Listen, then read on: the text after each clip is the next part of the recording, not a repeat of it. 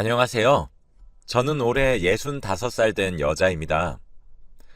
얼마 전 저에게 기적 같은 일이 일어났는데 지금 생각해도 하늘이 저를 도운 게 아닌가 싶어서 글을 남기려고 합니다.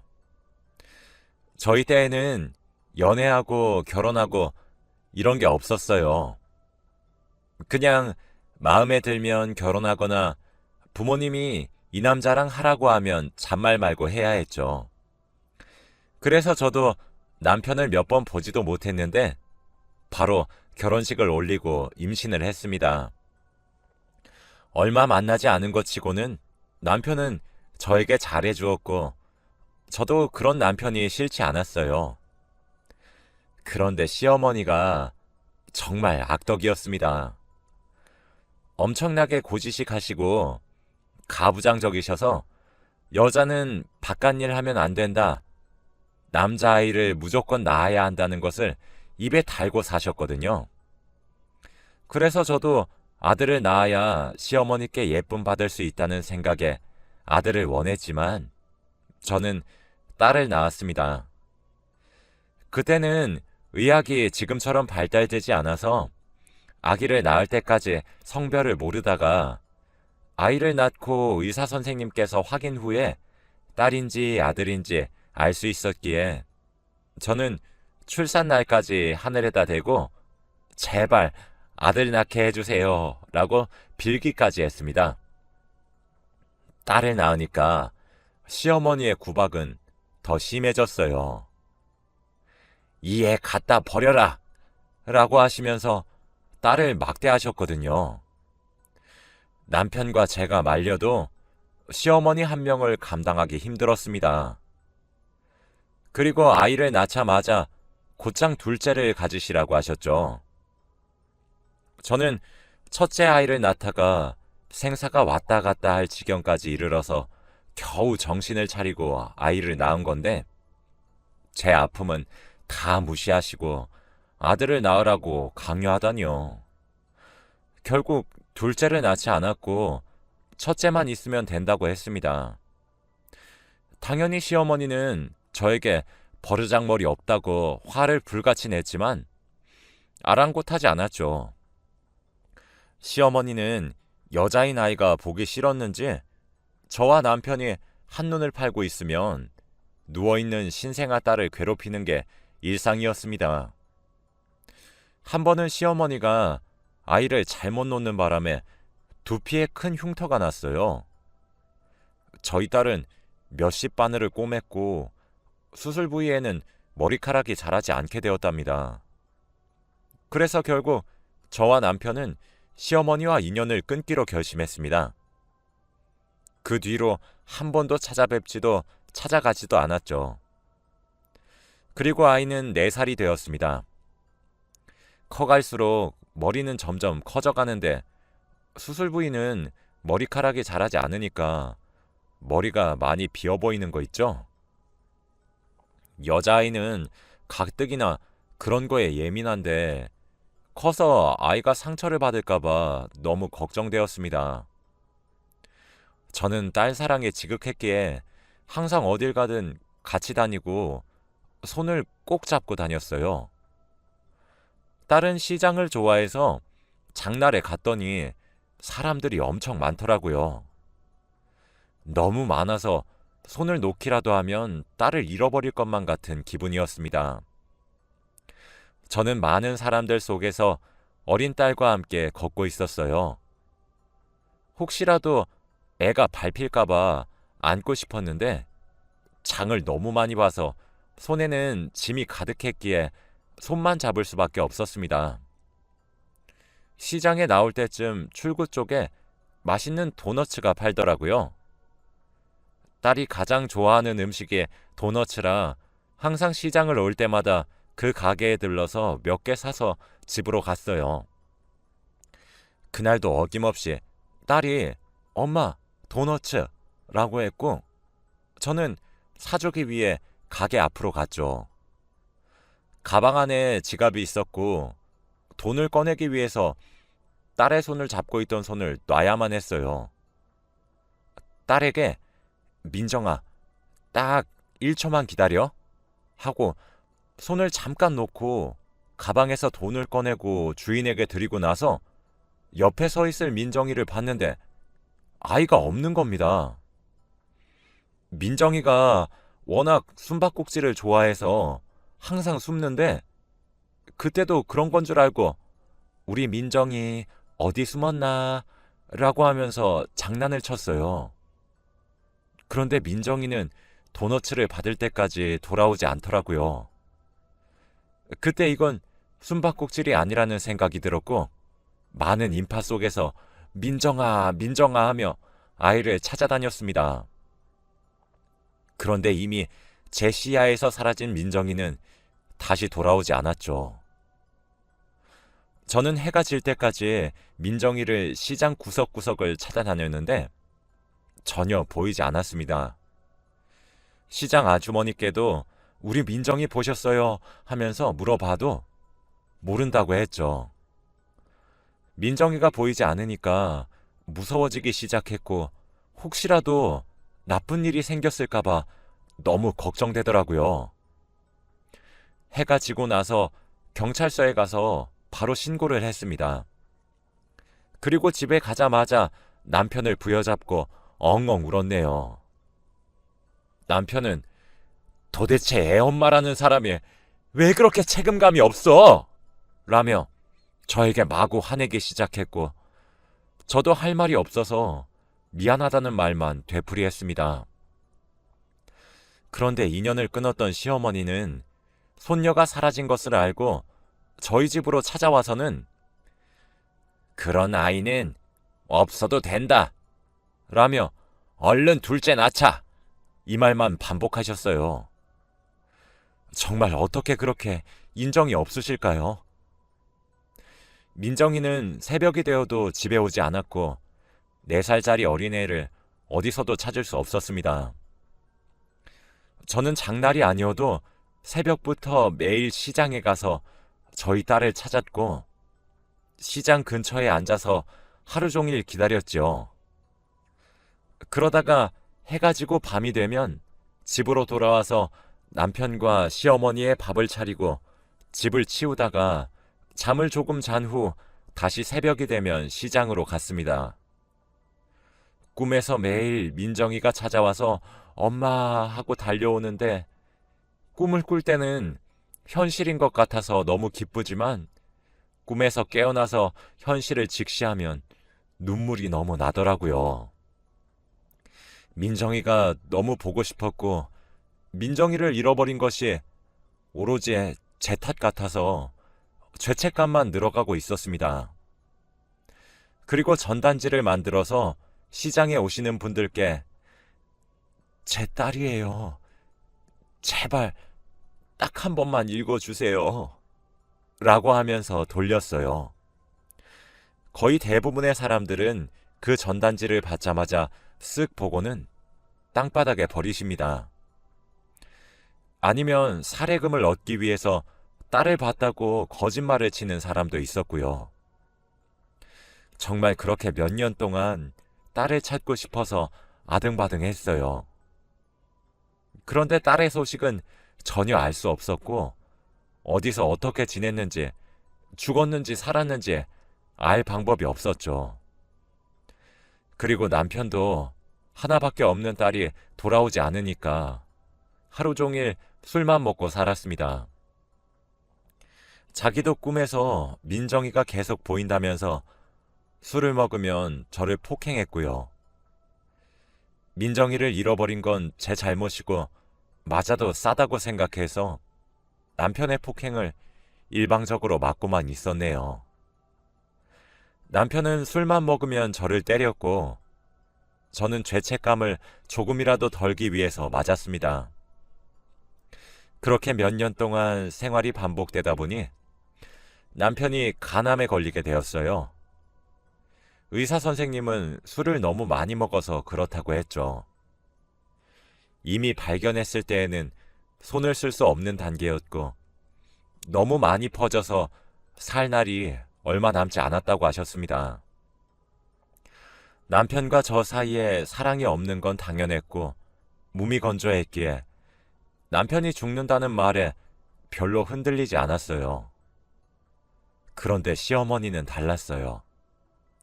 저보고 하나밖에 없는 아들 죽였다면서 화를 내는 건 당연했고 폭언과 폭행을 했습니다. 네가 우리 아들 죽였어. 네 딸까지 죽이고 남편까지 죽이냐? 다음은 나까지 죽이겠다. 우리 아들 목숨값 내놔. 라면서 저에게 오만 물건을 다 던지셨어요. 그리고 얼마 지나지 않아 남편은 세상을 떠났고 집에는 시어머니와 저 단 둘이 살게 되었어요. 시어머니는 저를 괴롭히려고 온갖 악행이란 악행은 다 저지르면서 저를 못 살게 구셨답니다. 이런 일이 한두 번이 아니고 몇십 년 동안 되다 보니까 저도 이제 나이가 있는데 도저히 시어머니의 수발을 들고 싶지 않더라고요. 시어머니의 괴롭힘을 무려 40년 동안 감당해야 했습니다. 어린 딸은 실종되고 남편은 죽고 가관이죠. 솔직히 제 기운이 좋지 않나 싶기도 했고 시어머니의 마음도 이해 갔기에 단 한 번도 반항하지 않았습니다. 그런데 시간이 지날수록 나아질 줄 알았던 고통은 점점 더 심해져 갔고 꿈에 어린 딸과 남편이 나오는 일이 수두룩 빽빽하더라고요. 매일 밤을 울면서 보냈고 잠들기 전에 항상 이대로 죽었으면 좋겠다 라고 생각하며 잠에 들었던 것 같아요. 제 나이가 60살이 되니까 죽는 게 두려워지지 않더군요. 40년이 지나도록 딸에 대한 소식이 없으니까 딸이 죽었다고 생각했던 것 같습니다. 그리고 평소처럼 시어머니의 구박에 시달리던 어느 날이었어요. 시어머니의 잔소리를 들으며 시중을 들고 있었는데 어머니께서 갑자기 쓰러지신 겁니다. 저는 깜짝 놀라 그 자리에서 기절하고 말았어요. 평생 시어머니께 씻을 수 없는 죄를 지었죠. 골든타임을 놓쳐 시어머니는 돌이킬 수 없는 상태가 되었고 결국 돌아가시게 되었습니다. 저는 이틀 만에 깨어나서 병원 신세를 지게 되었어요. 한 번도 이렇게 사람이 많은 곳에서 있었던 적이 없다 보니 어색했고 병실 사람들과 어울리기 힘들 것 같더라고요. 6인실이었는데 사람들이 다 심성이 좋고 착해서 다행히도 금방 친해졌습니다. 다들 저마다 사연이 있더군요. 그치만 제 사연을 듣고는 아이고 우짤꼬 라면서 위로해 주었어요. 다들 가족들이 찾아와서 맛있는 것도 먹으러 가는데 저 혼자서 병실에 남아 창밖만 바라보고 있었습니다. 그런 제 모습이 간호사가 안쓰러워 보였는지 옆으로 오더군요. 가족들 보고 싶으시죠? 네, 엄청요. 지금이라도 가족들 따라가고 싶어요. 혼자 남은 저를 항상 챙겨준 건 저희 병실 담당 간호사였어요. 다들 밖으로 나가서 친구들 만나고 할 때 간호사가 찾아와서 제 말동무가 되어주면서 친해지게 되었죠. 그렇게 몇 주 동안 급속도로 친해졌어요. 그 간호사는 45살이라 나이가 좀 있는 편이라서 말이 더 잘 통하더라고요. 그런데 볼수록 우리 민정이가 생각나는 거 있죠? 얼굴에 점이 있는 것도 똑같고 나이도 비슷했습니다. 그런데 이름이 박선영이라서 딱히 기대는 하지 않았어요. 간호사님, 고향이 어디셔? 저 고향 미국이에요. 미국? 생긴 건 한국인 같은디. 선영 씨는 입양 가족이라고 했습니다.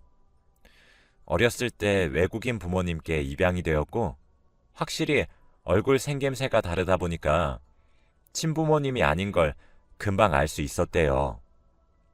그래서 크고 나서 부모님께 사연을 들어보니 보육원에 있던 선영 씨가 너무 예쁘고 귀여워서 데리고 왔다네요. 친부모를 찾기 위해 그 보육원에 다시 가보았지만 입양 기록에 친부모의 인적 사항이 없어서 친부모를 못 찾고 있다고 하더라고요. 미국에서 간호사로 일하다가 한국에서 부모님을 찾기 위해서 한국 병원에 간호사로 들어왔다고 합니다. 선영 씨는 친부모가 자신을 버렸다고 생각하고 있더군요. 도대체 어떤 대단한 사람이길래 저를 버렸을까요? 절 버리고 잘 살고 있겠죠? 라며 말을 하더라고요. 아이고, 부모가 어떻게 자식을 버리나. 그래도 부모인디. 아니요. 40년이 지나도 아직까지 찾지 않는 거 보면 확실한 것 같아요. 빠른 시일 내에 찾으려고 한국 오자마자 DNA 등록했어요. DNA? 그게 무엇이요? 어머, 환자분 그거 안 하셨어요? 딸 찾으신다면서요. 그거 해놓으면 나중에 더 쉽게 딸 찾으실 수 있을 거예요. 선영 씨가 알려주신 거는 DNA를 채취해서 그걸 등록해 놓으면 자식을 찾을 수 있다고 했고 저는 덕분에 바로 등록을 했네요. 요즘 이걸로 잃어버린 자식이나 부모를 찾는 사람들이 많다고 했습니다. 솔직히 저는 그때 민정이가 죽은 줄 생각하고 있었고 장례라도 제대로 치르고 싶어서 등록을 한 겁니다. 그치만 연락은 오지 않더라고요. 그리고 저는 약 2달간의 병원 생활을 끝내고 퇴원을 할 날이 왔어요. 선영 씨와 이야기를 하면 시간 가는 줄도 몰랐고 재밌었는데 앞으로는 어떻게 살아가야 할지 막막한 거 있죠? 이제는 가족이 한 명도 없었기에 저 혼자 해야 했거든요. 제 퇴원날 선영 씨가 데려다 주겠다고 말을 해주었고 병원 건물 입구까지 데려다 주었어요. 그런데 갑자기 선영 씨가 신발끈 풀리셨네요? 묶어드릴게요. 라고 하더라고요. 늙은이 허리 안 굽어진다면서 젊은 자기가 하겠다며 구부려 앉아서 신발끈을 묶어주는데 갑자기 선영 씨가 늘 쓰고 계시던 모자가 툭 하고 떨어졌습니다. 그런데 더 놀라운 건 저희 딸 민정이와 똑같은 부위에 수술 흉터가 있더라고요. 저는 너무 놀라서 간호사님, 이거 무슨 흉터예요?